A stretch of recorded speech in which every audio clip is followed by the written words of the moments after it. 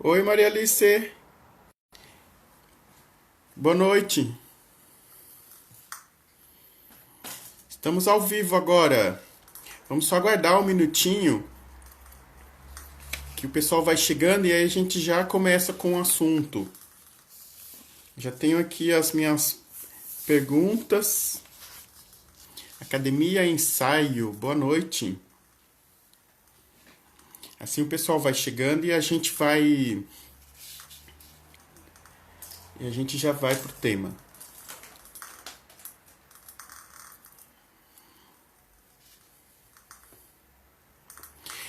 Easy Basto, boa noite. Eu vejo que tem um pessoal eh, diferente hoje. Sejam todos bem-vindos. Estamos ao vivo. Eu tô aqui com a minha luminária que ela tá piscando. Eu não sei se ela vai me abandonar. Ela tá fazendo um barulho. E bom, estamos ao vivo. É, Eu sou Márcio Rodas. Para quem tá vindo, eu sei que tem pessoal que tá vindo pela primeira vez, né? Todo domingo eu sempre faço live. Eu sou psicanalista e o nosso tema de hoje é quando não fala, o corpo dança.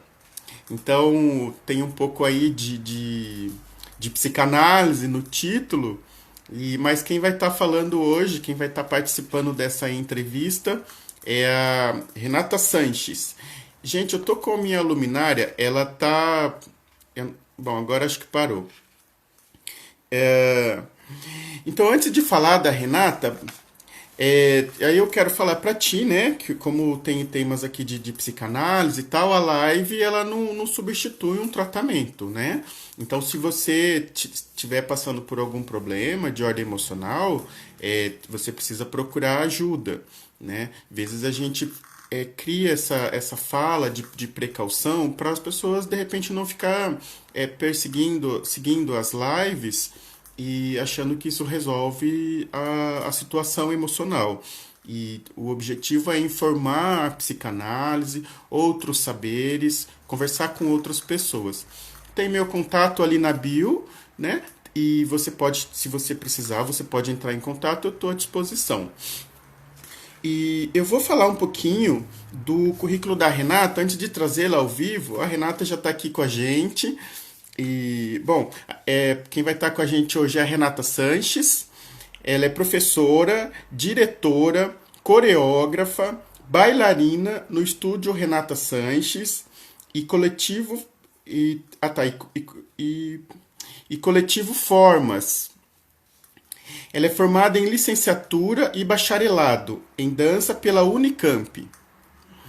É especializada em Creative Site Specific Dance and Performance Works pela California Institute of Arts. Essa é uma parceria com a Coursera. Bem bacana, né? Esse é um pouquinho das credenciais do mini currículo da Renata. Eu vou trazer ela aqui para a gente continuar esse bate-papo. Sejam todos bem-vindos e podem mandar suas perguntas que a gente vai se interagindo. Eu vou aqui achar a Renata. Já achei a Renata e já coloquei. Ela já vai estar aqui com a gente. Oi, Renata. Boa noite, tudo bem? Tudo bom? Tudo jóia. Você me ouve bem? Tô ouvindo, tô ouvindo. O pessoal aí está ouvindo bem a Renata?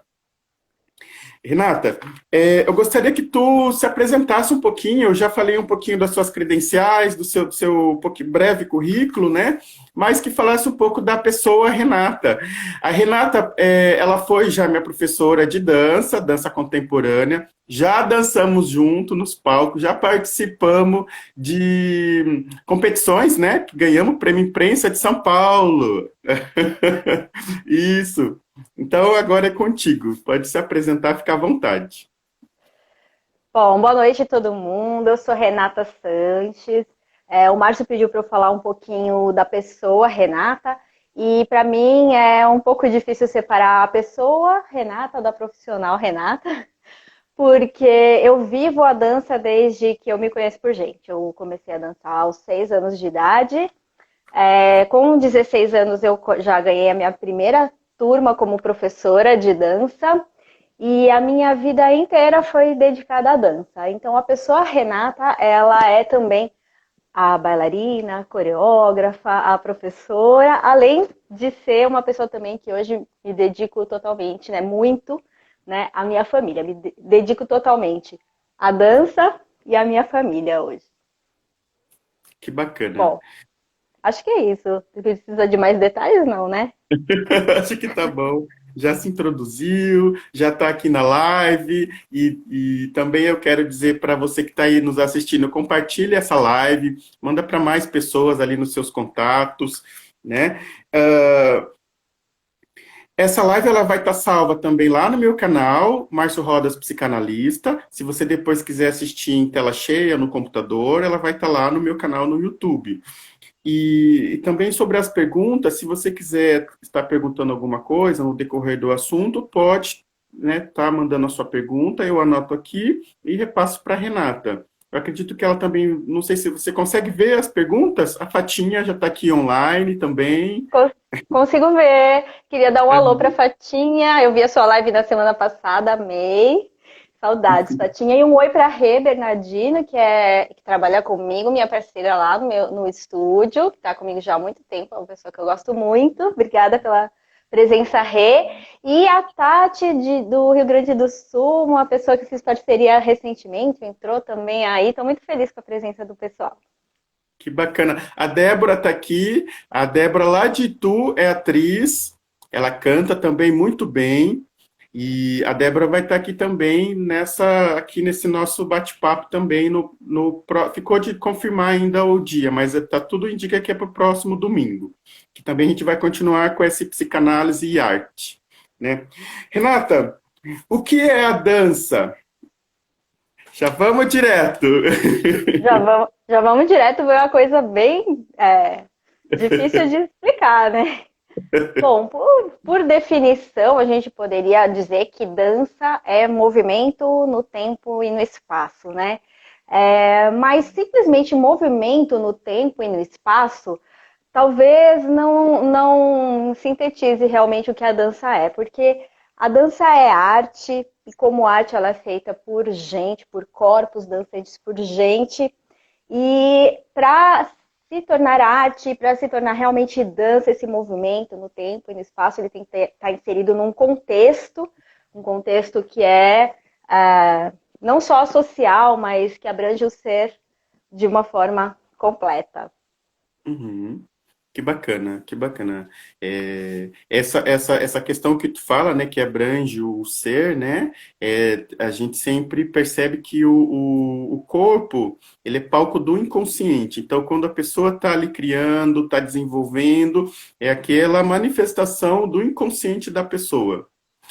E também, assim, quando não tem um recalque, mas no seu grau de entendimento da dança, já flui mais, porque já não tem o mecanismo do recalque, que quando a pessoa está logo começando com dança, ainda está meio que travado, está meio tímido, não está ainda tão à vontade, né? Tem o pessoal, ainda está se introduzindo nesse meio. Mas é o inconsciente aí, quando está pulsando, né? Tá dizendo alguma coisa, uma mensagem, né? E então você é diretora, né, da academia Renato Sanches, né? E ensinar dança é distinto de ensinar outras matérias? Você que está no meio, sempre ensinando, né? Inclusive ensinando outros professores, né? Pessoas. Como que é, Renata? Olha, Márcio, ensinar dança ele vai ser distinto de ensinar outras matérias em alguns aspectos e vai ser similar, né, ou igual a ensinar outras matérias em alguns outros aspectos, né? Então, o que difere ensinar a dança? A dança ela é diferente porque você trabalha com o corpo todo, como você disse, a gente expressa através desse corpo o subconsciente. Então, você lida com as emoções dos seus alunos o tempo todo, através desse corpo, desses movimentos, né? E é muito delicado quando você está lidando com o corpo do outro. tanto no aspecto físico mesmo, mais esportivo, vamos dizer, da coisa, e ainda mais por ser arte e lidar com todo o sensível, né, desse ser. Então, ele é diferente e exige muita responsabilidade nesse sentido. E diferente do que a gente possa imaginar, que uma dança possa ser tão simples de ser ensinada, que qualquer um que saiba dançar pode ensinar dança, a mesma responsabilidade que as pessoas têm para ensinar outras disciplinas dentro de uma escola formal, de professores que fazem parte da educação de uma criança, de um ser, mesmo que seja de um adulto, né? Você tem essa mesma responsabilidade que os professores de outras matérias. Então, você tem sim que estudar as formas que o ser humano aprende, de que forma que o ser humano aprende, como você pode ajudar aquela pessoa a aprender. E você tem que estudar educação, pedagogia, toda essa parte para poder dar as suas aulas, porque você tem a responsabilidade daquele ser em formação, todos nós somos, crianças ou adultos, né? Nas suas mãos também nas aulas de dança. E eu acredito que, por ser tão sensível, a responsabilidade é ainda maior. Que bacana. E tem tudo a ver com o que é a psicanálise. Lembra que a gente ia fazer um PADD entre arte e psicanálise? Porque o artista em si, ele lida com o sensível, né? Seja da dança, do teatro, seja de pintar, das artes plásticas, ele lida com o sensível. E a psicanálise também, quando o paciente procura, com a sensibilidade mais aflorada, e para isso precisa da empatia, que o artista também tem muita empatia, entende? Precisa da empatia, tanto para o artista que constrói, seja a coreografia, seja o seu objeto de expressão, né? A psicanálise também lida com essa questão do sensível. É isso que você fala, né? Isso que você está dizendo, que é o lidar com o outro, com essa questão mais sensível, né?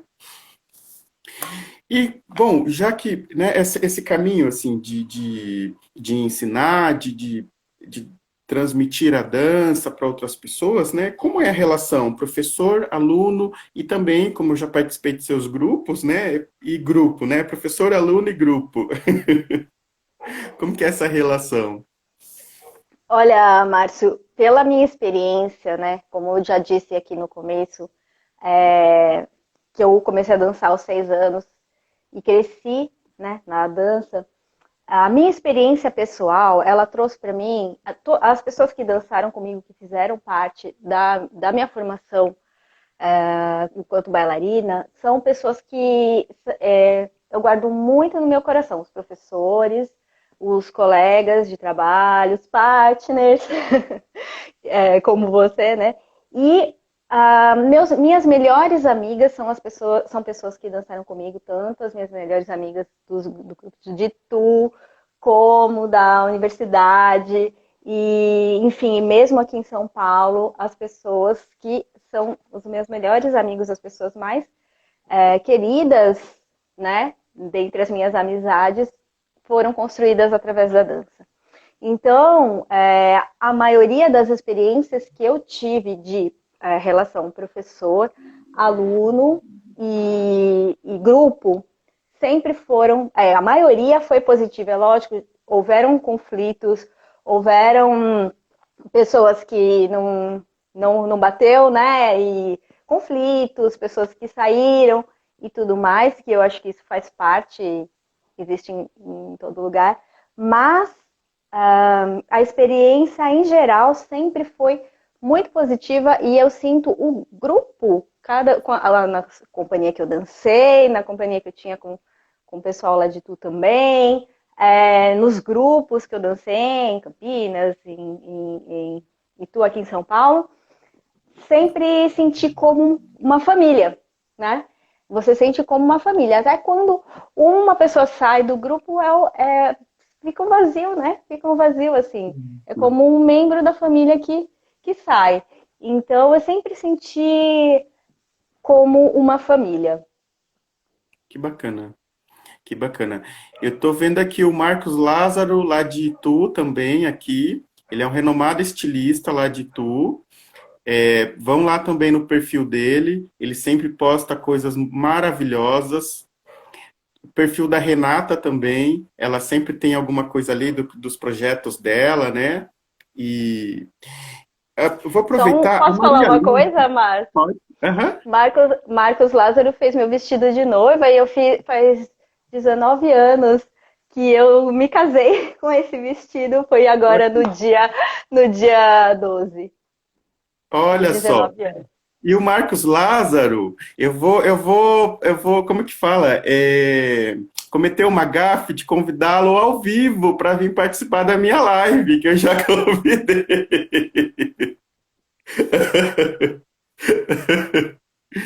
Tá convidado, Marcos Lázaro. Só a Maria Alice, ela perguntou onde é a sua academia. Fica em São Paulo, região do Butantã, mais especificamente a gente está agora em Rolinópolis, que é ali perto do Butantã, né? Perto do centrinho do Butantã. Especificamente Rua Fernando Caldas 55 e a gente reserva por WhatsApp. Estamos retornando agora, né, ao presencial, então as vagas são bem limitadas, tem que reservar. Estamos aí. Legal. Bacana. E eu tenho mais perguntas, segura aí. Como a professora se torna um modelo para os alunos? Esse caminho assim que você comentou, né, das amizades que você fez nesses, né? E como que é possível a professora se tornar, como que é um modelo para os alunos? Os alunos se inspiram na Olha, professora? olha, Márcio, a gente tem que ter a consciência, nós, professores, que nós somos exemplo para os alunos, tá? Querendo ou não. E quando esse exemplo ele pode ser bom, pode ser um exemplo de algo bom, como também uma pessoa autoritária e, enfim, que não tenha tantas características boas, ela também será um exemplo de certa forma. Então a gente Claro. tem essa responsabilidade, porque uma vez que você está nessa posição de professor, você vai sim, querendo ou não, ser um espelho para os seus alunos. E os seus alunos, em algum momento da vida, vão acabar reproduzindo atitudes e comportamentos que eles aprenderam vendo, aprenderam com o seu exemplo, né? Então, se Uhum. você é uma professora democrática, empática, que você ouve, que você considera, que você sabe quem é quem, que você conhece o corpo, as possibilidades, a evolução, cada detalhe de cada um, isso tem um impacto. Se você conhece cada um pelo nome no primeiro dia, isso tem um impacto naquelas pessoas, Uhum. né? E também, por outro lado, se você, como eu já falei antes, for uma pessoa autoritária e que nem sabe ninguém pelo nome e tal, em algum momento aquele aluno pode reproduzir esse comportamento também, querendo ou não, ou enfim. Né? Em último caso, em último caso, você pode se tornar um exemplo daquilo que a pessoa não vai querer reproduzir também, né? Então, é muita responsabilidade. Ser professor não deveria ser desvalorizado, pelo contrário, é uma profissão. E no meu ponto de vista, em qualquer área, né, da disciplina, vamos dizer, não só em arte ou em dança, mas é um profissional que tem sim que ser muito valorizado, porque é uma pessoa muito importante que vai estar impactando e educando, na verdade, muito, muito presente na vida das pessoas, então tem muita responsabilidade e deve ser muito valorizado. Bacana, bacana. E sim, eu sou testemunha que sim, que você tem comprometimento com os alunos, com o trabalho, né? É muito bacana essa a sua o seu histórico, né, do que você deixou quando você passou na vida de cada um dos alunos, né, o aprendizado. Você me dava carona até onde eu morava, né? Então tem sempre a gente sempre teve essa aproximação, né? E você tinha aproximação com os alunos que trazia até você, né? Não tinha aquela coisa, eu sou professora, você é o aluno, né? Então é muito bacana. E E a dança em si, né, é disciplina, é respeito, é foco, né? Isso é bacana também para quem pretende seguir ou praticar, né, dança, seguir o caminho das artes, né? Isso é importante exatamente para quando você precisa extravasar algum tipo de sentimento. A arte, ela é própria para isso, né? Para você poder ter um espaço de expressão. Então, é um caminho muito bacana e um caminho que ele salva vidas no sentido de que se você, por exemplo, tem filho e não quer que fique na rua, precisa trabalhar, coloca para fazer dança, coloca para praticar um esporte, mesmo que seja um judô, alguma coisa assim que vai estar em bom caminho. Os professores são bem bacanas. Antes da próxima pergunta, quer falar alguma coisa? Olha a Rita aqui, a minha amiga uruguaia, professora de espanhol. Brava, hein, gente? Ó, ela dá aula de espanhol. É uma Também querida, tô brincando, ela não é brava. É uma querida. quero dar um oi também para o Roberto Amorim, que está aqui, excelente profissional da dança também. Dancei com ele, tive a honra de ser bailarina do grupo dele, dançar com ele, enfim, e com a Tati, a mulher dele. E quero dar um oi. Beijo, Roberto. Que legal. Abraço, Roberto, bem-vindo. Qual a experiência da arte para. Opa, aqui eu fiz as perguntas e estou aqui me confundindo. Ó. Qual a função da arte Nossa! para a experiência humana? Olha, Márcio, eu acho que a gente já tocou em alguns pontos, né, da função da arte. Mas a dança, quando o ser humano experiencia a arte, experiencia a dança, ele toca no sensível do ser. Na dança toca no sensível, ela expressa o sensível. E eu Uhum, acho que esse é o maior ganho, né? Porque hoje a gente vive tempos muito técnico, enfim, de coisas muito práticas, muito técnicas, muito metódicas. E quando você experiencia a arte, eu acho que você coloca o seu ser, né? Como você falou, do subconsciente e da sensibilidade. uhum. O pessoal comentou que travou. Ah, agora voltou? Tá. O que que vocês perderam? Às vezes a internet é assim. Às vezes trava, mas a Aqui, gente está online. aqui ficou tudo bom para mim, tava Também, tranquilo. sim, também. Até que no meu notebook está mostrando que está tranquilo, É, tá funcionando. Sim, a arte tem essa questão do sensível, né, como a gente conversou, né, que é a expressão ali do humano, né, desse inconsciente humano, né, que isso chama a atenção no olhar analítico, no olhar da psicanálise, principalmente quando a arte é bem marcada, quando ela é bem, não é o tema para a psicanálise, mas sim a impressão que o artista deixou, e o que isso simbolizou. Funciona muito em observar também a questão dos psicóticos, quando eles criam quadros, quando eles criam artes, é muito interessante o olhar da psicanálise.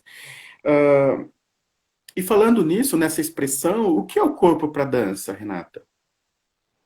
bom, o corpo para dança onde a dança se expressa, né? O corpo é tanto o instrumento, se a gente fosse falar em música, o corpo seria um instrumento, mas muito mais do que o instrumento, né? Esse corpo é ele que produz a dança. Então, vamos pensar que um movimento, por mais que eu queira repetir exatamente igual e que a gente ensaie para isso, né? O movimento ele nunca é o mesmo, né? Ele sempre aqui, o contexto, a situação, o seu corpo, seu emocional, você não é o mesmo ontem do que você é hoje. Você viveu outras experiências, você pode estar mais tenso, mais relaxado, mas por mais que você queira fazer igual, o movimento ele não vai ser igual. Então, o corpo, é ele que expressa a dança, é ele que produz a dança e é através dele que a dança, vamos dizer, se expressa e é realizada. Então, o corpo para a dança. E esse corpo que eu falo, Márcio, eu não estou falando de um corpo meramente técnico, e, enfim, reprodutor de movimentos, mas um corpo inteiro, corpo, alma, espírito, né? Contexto. Isso, bem bacana, muito bacana. E para psicanálise agora, os contemporâneos, o corpo é muito importante. Esse corpo, ele vem marcar, hoje, né, nos nossos dias, ele vem marcado, né? Seja com tatuagem, seja com piercing, seja com a cirurgia plástica. Esse corpo, ele tem ali marcas. Indo para a dança, esse é um trabalho constante, né, de aprimoramento corporal para poder expressar aquilo que o coreógrafo, o que até a própria pessoa ela quer transmitir para o público, né? E isso leva tempo, assim como para cantar bem também leva tempo, né? Que também tem que estar trabalhando. A gente fala muito do recalque, né? A pessoa às vezes canta com uma voz que não é a dela, é uma voz ali ainda muito insegura, uma voz que está no recalque. Até que vai soltando, vai liberando. Para dança também, né? Vai trabalhando o corpo, a pessoa vai se soltando, vai ficando mais à vontade, e daqui a pouco tem lá, a pessoa já nem mais se percebe, né? Já está dançando, está lá no mundo dela, está transferindo, transmitindo esse mundo, né? Inconsciente, fazendo movimento, criando, Eu né? acredito, Márcio, que como você fala desse recalque, acredito que exista isso em qualquer dança. Vamos supor, vamos dizer uma expressão é, popular, cultural, quando você vai numa festa, ou você vai sambar, ou você. Uma coisa cultural, não de palco ou academia, né? E aí você pode ter esse recalque, você vai poder se expressar ou não, dependendo de como você se sente nesse sentido, né? Quando você leva esse corpo, né? Quando você leva para uma sala de aula de dança, então você pode ter esse recalque que você falou e a pessoa ela vai se soltar, mas também é trabalho do professor, do coreógrafo, do diretor ver, né, as potencialidades que aquela pessoa tem para poder trazer isso para fora, ajudar, né? Ele ajuda o professor, o coreógrafo, o diretor ajuda a trazer essa potencialidade para fora e vai além, ampliando os limites. Então você vai aprendendo e vai ampliando os seus limites. E aí você Uhum. flui e vence as suas barreiras também, né? Olha só, o Amorim está dizendo, o movimento é a escrita de um coreógrafo. Que legal. E adoramos ler essa escrita, que é o inconsciente ali se manifestando, assim como o poeta. Quando ele também escreve ali, ele está colocando todo o psiquismo dele ali em ação, né? É interessante porque eu trilhei esse caminho da dança, trilhei e vejo que como que funciona a relação psiquismo e a arte. Isso é uma coisa que me instiga a estar estudando, pesquisando, a querer entender mais e mais. Precisa ter dom, Renata, para dançar? Então, Márcio, eu vejo o seguinte: para dançar, você precisa ter um corpo, você precisa ter um corpo e se expressar através dele. E qualquer pessoa que se expressa através do seu corpo pode dançar. Então, a dança, ela foi a primeira das artes a ser, né, realizada lá atrás, né, pelos homens das cavernas, porque antes de tudo, você tem o corpo. E esse corpo, ele se expressa, ele dança. Então, todo mundo pode dançar. Todo mundo pode dançar.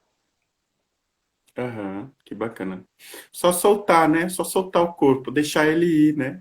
Falar algo, né? Comunicar algo, né? Que esse corpo quer falar, né? Em movimento, né? É. Bom, hoje tem essa cultura da estética, né? E eu fiz aqui o balé é para pessoas jovens e magras, Renata. Então, Márcio, o que a gente precisa entender é assim. Bom, eu vou falar aqui por mim para o pessoal, tenho 43 anos, então o que a gente ouvia de pequenininho, o que era culturalmente pregado precisa começar o balé de pequenininha, precisa ser magra para ser bailarina. Mas o que a gente precisa entender na realidade é assim, balé é uma arte, né? E a arte, ela deve ser feita em qualquer nível, por qualquer pessoa. O balé em si, ele pode ser feito por mim, por você, por pessoas de qualquer idade, em diferentes níveis que o condicionamento daquela pessoa permita, certo? Então, você pode aprender balé com qualquer corpo, com qualquer idade, né? O que acontece é que existe uma... Talvez, assim, quando você coloca uma criança na escola de balé, as pessoas não saibam exatamente o que é, né? Então tem uma imagem de uma bailarina e pensa que você já precisa representar aquela imagem, né? Mas, na verdade, se você pensar na dança, como, por exemplo, uma coisa muito fácil das pessoas entenderem é o futebol, né? Todo mundo pode chutar uma bola, todo mundo pode jogar uma pelada no final de semana, né? Agora, para você ser um jogador de futebol profissional, construir uma carreira profissional no futebol, você vai precisar de determinadas características físicas, uma certa idade para começar, vai ter uma certa idade a sua carreira. E assim como no balé, se você quiser construir uma carreira artística em balé clássico, você vai precisar de determinadas características. O balé clássico, ele tem uma estética, a gente precisa entender isso, que ele tem uma estética que já existe, certo? De um corpo magro, jovem. Existe um mercado de trabalho que vai buscar esse ideal, né? E também existe um sistema de hierarquia que vem lá da monarquia, império, enfim, onde você tem diretor, coreógrafo, primeira bailarina, solista, corpo de baile, assistente, né? Ainda várias outras coisas que eu não citei. E aí você tem que pensar se você está disposto a entrar nesse mercado. O seu professor deve te orientar se você tem as características para qual tipo de mercado na dança. Então, para o balé clássico, de companhia tal, tal, tal, né? Diversas companhias vão ter diversos perfis de bailarinos que eles buscam, né? Diferentes companhias, diferentes perfis. Então, o seu professor também deve ajudar você a entender qual o seu perfil de bailarino, de que tipo de companhia você seria um bom bailarino e para que tipo de companhia você conseguiria construir uma carreira, melhor dizendo, né? E ou se talvez, nossa, você daria um excelente professor, diz que eu preciso aqui na minha escola, vem trabalhar comigo. Pega aquele pré-professor enfim, e outras, coreógrafo, né, diretor, né? Eu que estudei na Unicamp tenho amigas que são muito que são críticas de dança, são pessoas que escrevem, dissertam sobre a dança, assim, e conhecem detalhes teóricos da dança incríveis. Então, existe um campo muito grande na dança, né? E a gente tem que ser orientado desde cedo para qual caminho poderia, né, ser melhor seguir. Legal, bacana. A Ivanilda aqui, minha amiga lá do grupo, a Rita está dizendo, a prática da própria dança faz com que o corpo se modele. É, e o que eu pe... Ah, tá, É o aqui eu que não eu entendi. penso. Oi? É o Ah, que tá, é o é que o que eu eu penso. penso. Ah, entendi, legal. Renata, antes de ir para a próxima pergunta, está com algum projeto? No momento, olha, Márcio, a gente, o maior projeto, o maior desafio que eu enfrentei nesses tempos foi manter uma escola de dança aberta em tempos de quarentena e pandemia. Esse foi o Sim. maior desafio que eu venho enfrentando. Então, nesse tempo, eu precisei aprender muito sobre muitas coisas que eu não conhecia, né? E Uhum. aproveitei também, tive que desenvolver habilidades que eu tinha e que eu pude com esse tempo desenvolver. E com isso fiz muitas alianças para poder manter viva o estúdio. Então, assim, até 2019 eu estava mantendo, junto com o meu trabalho educacional, um trabalho artístico, que é o coletivo Formas, né, junto com a pianista Lubislava Belteva, e a gente estava trabalhando com projetos de site specific, que é a dança feita para lugares que não são o palco, falando mais brevemente, né, mais rapidamente. E até o final de 2019 a gente dançou, fez apresentações em abertura de exposição, a gente viajou e tal. Porém, em 2020, o trabalho artístico ele ficou em segundo plano, né? Porque ele sempre foi movido pela paixão dos artistas e os artistas precisavam desse tempo dessa quarentena para, enfim, sobreviver e buscar outros trabalhos. E eu precisei me dedicar total, integralmente para a manutenção desse espaço, né? Que é o estúdio. Então a Uhum. gente tá, mas a gente está sempre se falando, a gente está ainda com, vamos dizer, um projeto na cabeça, mas não no corpo ainda, de um site específico dentro de casa, tal. Fiz alguns projetos com os alunos, mas com a companhia estão um pouquinho parado. Uhum. Sim.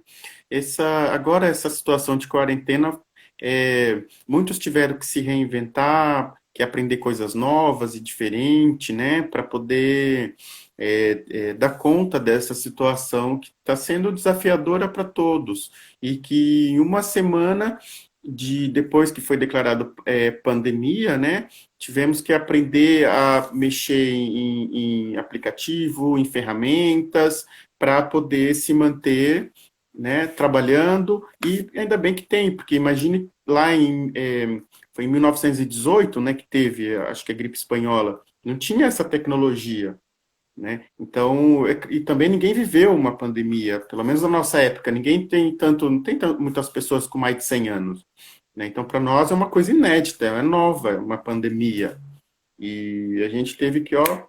pensar, se reinventar, né? Márcio, a Débora e a Fatinha me perguntaram se eu elaborei aulas online. Sim, a gente iniciou com as aulas online imediatamente. Então, quando ainda não estava quarentena obrigatória, a gente ainda estava com o estúdio aberto, já tinham pessoas que não se sentiam confortáveis em estar presentes e a gente já estava transmitindo as aulas através do aplicativo Zoom direto da sala de aula para aqueles que não queriam ir. Então, isso foi por 2 dias, acho que 15, 16 de março, mais ou menos assim. Quando a quarentena em São Paulo foi obrigatória, todo mundo já estava no online, né? E a gente fez um período de ajuste, entender como funcionava, que durou mais ou menos 15 dias até o final de março. E aí a gente foi otimizando e ampliando o trabalho online. Nossos professores se reuniram virtualmente muitas vezes para discutir estratégias e o que funciona, o que não funciona, e conversar. Então, a gente trabalhou muito, muito, muito em cima das aulas online. A Fátima está perguntando, a Fatinha está perguntando se houve adesão total. Não, Fátima, criança bem pequena foi difícil, eu atribuo a isso um pouco porque dependia dos pais colocarem elas para verem. Outro fator também, porque a criança é muito pequena, talvez para algumas não seja tão. Não conecte tanto essa coisa do computador. E outro fator que eu vi como importante, e isso eu acho bem.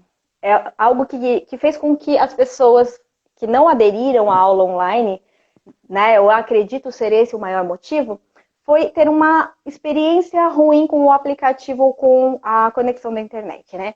Então, se a aula caía para ele, se ele não conseguia conectar o áudio, acabava se transformando num transtorno para aquela pessoa e ela acabava falando, deixa quando voltar no presencial eu vou. Mas aqui em São Paulo o sinal, eu acho que deve ser um dos melhores que tem no Brasil, né? Então os nossos professores e o meu sinal quase nunca caía e a gente teve poucos alunos que aconteceu isso e que desistiram. Se eu falar em porcentagem, deve ter sido aí uns 10% por esse motivo e os pequenininhos por não se adaptarem mesmo. Entendi. A Débora, eu acho que você acabou respondendo. A Débora perguntou se teve dificuldade. Dificuldade O pessoal exatamente. se o pessoal teve dificuldade. Olha, então a dificuldade técnica, eu acredito que ela é mais pela conexão de internet. A conexão, ela não é boa, ainda que a nossa em São Paulo é bem boa, né? Mas a conexão no Brasil ainda não é tão boa, então tem essa coisa de cair e tudo mais. Mas eu sei que o sucesso que eu tive foi porque eu estou em São Paulo. Tenho colegas no interior que passaram muito maior dificuldade com conexão e foi muito mais difícil para eles manterem os alunos ligados por conta disso. Então, a gente usou algumas estratégias para melhorar as dificuldades do aluno. Então, quais eram as dificuldades principais? Quando você está no Zoom, não sei se todo mundo aqui conhece, mas o seu vídeo fica espelhado e o das outras pessoas não. Então, a lateralidade direita e esquerda, se você faz espelhado ou se você faz, por exemplo, o professor faz à direita e você à esquerda, essa era uma das dificuldades que a gente teve que ensinar o aluno a entender. Olha, o seu vídeo fica ao contrário, para os maiores, assim, né? Crianças maiores e tal. Pequenininho, a gente teve que trabalhar em espelho, né? Então, fazer em espelho. Eu faço essa, ele faz essa, porque já é um pouco mais difícil. Os pequenos, que eu digo 6, 7, 8 anos. Então, essa é uma das dificuldades que a gente teve. Espaço na casa e o professor poder ver o corpo todo também, nem sempre era possível o professor ver o corpo todo. A gente via, às vezes, você tem que pedir para mostrar o pé, às vezes para mostrar o braço, né? Mas dependendo do quarto que a pessoa está, era uma das dificuldades que a gente sempre ia discutindo nos encontros dos professores e falando, ó, a gente pode tentar assim, se o aluno colocar o celular ou o computador no chão, virado assim, você vai conseguir ver melhor, né? E a gente ia sempre, semana a semana, estudando, vendo o que tinha de problema e resolvendo. Outro problema que os alunos enfrentaram alguns passos novos, né? Então, para você explicar passos novos, no começo foi um pouco difícil, a gente não fez isso, a gente manteve um tempo só aquilo que eles sabiam, né? E aí a gente começou a tentar colocar passos novos de uma forma muito devagar, muito explicada, e funcionou. A gente conseguiu também colocar alguma coisa de novidade do programa para eles. E mais que tudo, a gente fez uma programação adaptada para o formato online e para os tempos de pandemia. A gente não procurou desenvolver o mesmo programa, mesmo planejamento que a gente tinha feito Para o presencial, a gente fez um novo planejamento, e esse planejamento é refeito, refeito, refeito, quando a gente avalia e refaz. E assim vai. Eu tô com a minha luminária aqui que parece que é um efeito de palco, mas não é. Um Strobel. Eu acho que eu vou desligar porque fica melhor, embora fique um pouquinho mais escuro, mas ela não tá dando certo. E ainda que, deixa eu só achar aqui o. Só para não achar que é efeito de palco, a gente não tá no palco. Pronto, parou. Chega. Que bacana. É desafiador, como foi desafiador para todos. E E é assim, a maioria dos profissionais tiveram que descobrir novas ferramentas, de se reinventar. Foi bastante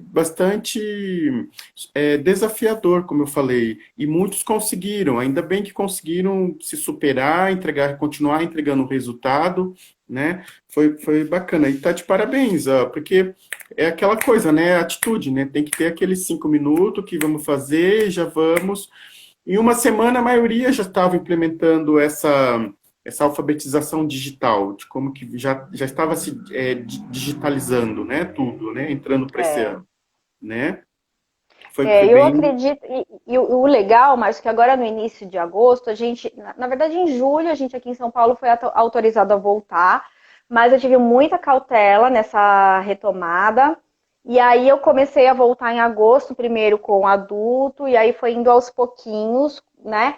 Semana que vem vou ter crianças maiores, já foi adulto, adolescente, essa próxima semana crianças maiores, e vamos ver se tudo der certo, se a gente consegue, enfim, lidar com todas as questões com as crianças maiores, a gente vai voltar com as crianças um pouquinho menores, né?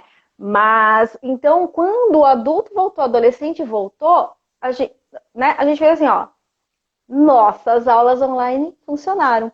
Porque o aluno que permaneceu no online, ele precisou também aprender tanto, aprender essa forma, essa coisa do espelho. Então, a lateralidade do aluno desenvolveu muito. Ele teve que aprender a pegar os passos por vídeo, né? Então, fica muito mais fácil presencialmente ele aprender agora, porque ele vê você em 3 dimensões. Então, ele treinou o olhar para aprender visualmente. E se eu falar que eu consegui melhorar a técnica, que os meus alunos se dedicaram muito, e eu fiquei impressionada, eu fiquei emocionada com eles. Se dedicaram e voltaram com técnica, que era uma coisa que eu não esperava.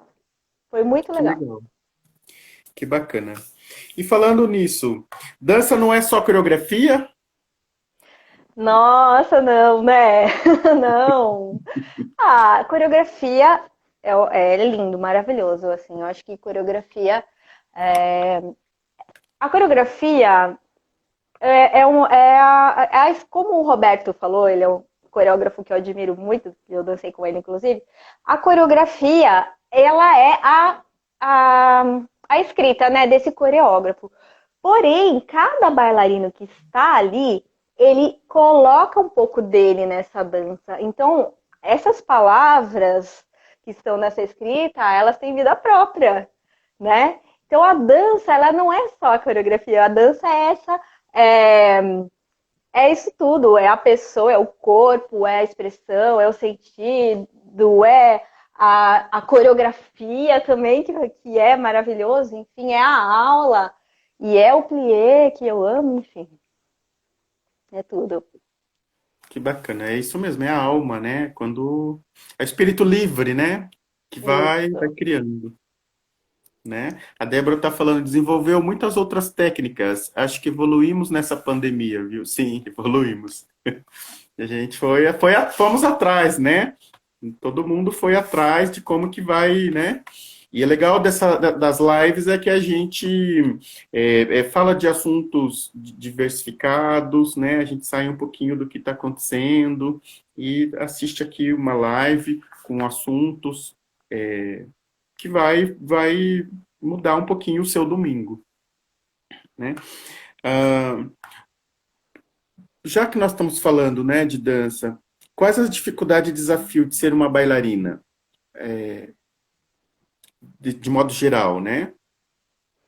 Ah, vamos falar assim de uma bailarina que está construindo uma carreira na dança, seria meio que isso, né? Eu Uhum, acredito que as dificuldades que a gente tem hoje são principalmente políticas públicas, de ser uma arte ainda cara para bailarino. Então, material é caro, as sapatilhas são caras, os cursos são caros. Enfim, a gente tem primeiro um problema aí enfim, nessa dificuldade é a primeira, né? As políticas públicas também, de você ter poucas escolas públicas, né? Como os municipais da vida e fundações, como o Bolshoi e tal, que tem vaga para pouquíssimas pessoas, então um grupo bem restrito que pode ter acesso, né, a gratuito. Então eu acho que começa por aí, né, a dificuldade hoje. É, um mercado de trabalho muito pequeno no nosso país. Então, também quando esse bailarino se forma, para ele entrar numa companhia e que pague um salário como bailarino, é difícil, são poucas, né, vagas também. Quando você já, então você é um coreógrafo e você desenvolve um trabalho também, faltam políticas que façam chegar a verba até esse grupo e você possa dar condições para que seus bailarinos estejam com você ensaiando todo dia, assim. Então, as pessoas que fazem dança hoje no Brasil são guerreiros mesmo, são pessoas que sim. as pessoas que conseguem hoje, né, construir uma carreira na dança, artisticamente mais até do que educacionalmente, é mais difícil artisticamente hoje do que educacionalmente. Então, eu acho que esses são os maiores desafios. Realmente. A gente eu já passei por esse caminho, sei como que é, né? O custo que envolve, mas que vale a pena. Quando a pessoa consegue encontrar ali uma linha de equilíbrio, né, para manter a dança, vale muito a pena. Eu super indico quem quer entrar nesse caminho da arte, principalmente da dança, para a saúde mental é extremamente importante e só tem benefício. Eu não vejo a questão da disciplina, do foco, a questão narcísica também, no bom sentido, porque para a psicanálise o narcisismo não é ruim de todo narcisismo, né? Narcisismo é quando você se cuida. Se você coloca a mão em algo quente e você tira, isso é um cuidar, é um senso de preservação, né? E faz parte. Então, sob medida, o narcisismo, cuidar de você, o gostar de você, é bom, é importante. Senão, como que a gente vai caminhar na vida se a gente não se gosta, não se cuida, não se preserva, né? É. E o legal quando você faz parte de uma de, de um grupo ou de uma aula, de uma escola de dança, onde o professor, o coreógrafo, as pessoas que devem, né, facilitar esse aprendizado seu na dança, essas pessoas elas são capazes de te ajudar a ter mais confiança, né? Colocar essa sua Uhum. expressividade, colocar, te trazer a confiança, né? E não te colocar para baixo. Então, aí cabe de novo o papel do professor, e o coreógrafo também é um professor nesse sentido, o diretor da escola também, o diretor da companhia também, né? E quando você consegue, então, trazer, né, ou trazer dessa pessoa a confiança, o eu vou conseguir, é difícil, mas eu vou chegar lá, como isso é Sim, positivo, né? extremamente. Extremamente positivo. Bom, chegamos ao nosso final. Mas antes, eu queria ouvir de você. Quais são os segredos da bailarina? Para a gente poder. Nossa, só a bailarina que não tem piolho, verruga, frieira, falta de maneira, ela não tem. Os segredos de bailarina. Eu acho que a bailarina, ela tem uma imagem, assim, de uma pessoa tão etérea. Como que ela consegue parecer tudo isso que a música diz, né? Sendo que é impossível.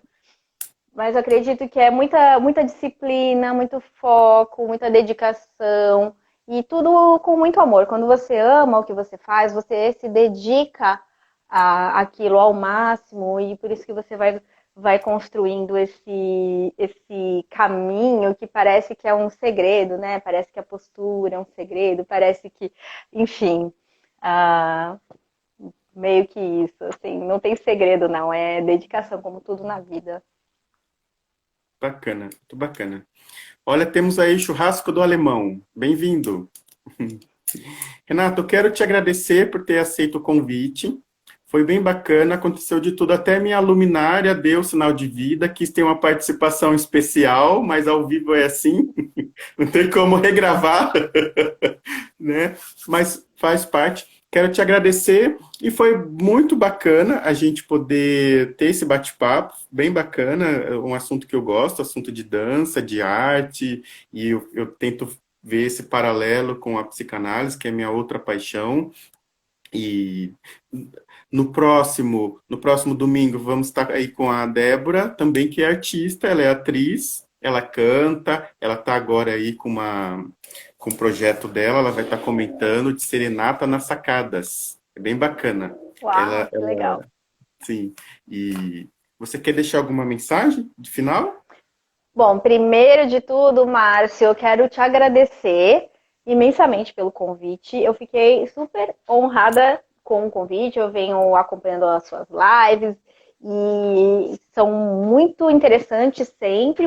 Fiquei muito honrada de ter recebido esse convite de estar aqui. Quero te agradecer do fundo do meu coração por esse convite. Fiquei muito feliz, achei que foi muito legal, muito produtivo hoje. E aí, um recadinho que eu dou para o pessoal, vou fazer essa semana, vou divulgar no meu perfil, vou fazer um webinário voltado a professores, né? Quando você me perguntou sobre projetos, eu falei do estúdio e falei do projeto artístico que estava lá do estúdio, que foi o meu foco total. Porém, eu tenho esse outro projeto, que é um projeto voltado a treinamento de professores, ele acontece basicamente de forma online, então webinários ou através de palestras online também. E eu tenho o meu curso de treinamento para professores de Baby Balé, que é completo, 100% online, que está na plataforma Udemy. E acredito que esteja tudo nos meus links, no meu link da bio, dá uma olhadinha lá. Enfim, aí essa semana eu vou divulgar esse webinário lá no meu perfil, vai ser gratuito para todos que tiverem interesse, vai ter a possibilidade enfim, de perguntar, como a gente está fazendo aqui por câmera, porque vai ser um webinário no Zoom. E vai ser transmitido também no YouTube para quem só quiser ficar vendo e fazendo outra coisa, não precisa. Também tem essa possibilidade. A gente vai transmitir das duas formas e vai ser no domingo que vem. Eu vou dar todas as informações aí durante a semana. Bacana. Então, pessoal, vamos ficar atento lá no perfil da Renata e vai ter lá novidade para a gente poder estar acompanhando e prestigiando. Eu convido a todos também lá a seguir o perfil da Renata, sempre tem coisas legais. Você tem também um outro perfil, né? Tem, eu tenho o meu pessoal, né, que mistura um pouco da vida dessa Renata que eu falei lá no começo, que é vida pessoal, família e vida profissional. E tenho o do estúdio, onde vocês vão ver as coisas que acontecem no estúdio. Todos os meus professores, meus alunos, os vídeos, as coisas que a gente faz com o estúdio. E tem o perfil do Coletivo Formas, que é o artístico também. Podem procurar os três. Bacana. Tu tem canal no YouTube? A Débora está perguntando. Tem o canal do YouTube é Renata Sanches. O meu canal do YouTube, você procura Renata Sanches, esse é o nome do meu canal no YouTube. Eu faço live toda terça no YouTube também. Entendi. Bom, chegou o reloginho, temos só 10 segundos. O meu canal no YouTube também é Márcio Rodas Psicanalista. Essa live vai ficar salva lá. Está convidado a ir lá assistir. Uma boa noite, Renata. Boa noite a você que esteve com a gente até agora.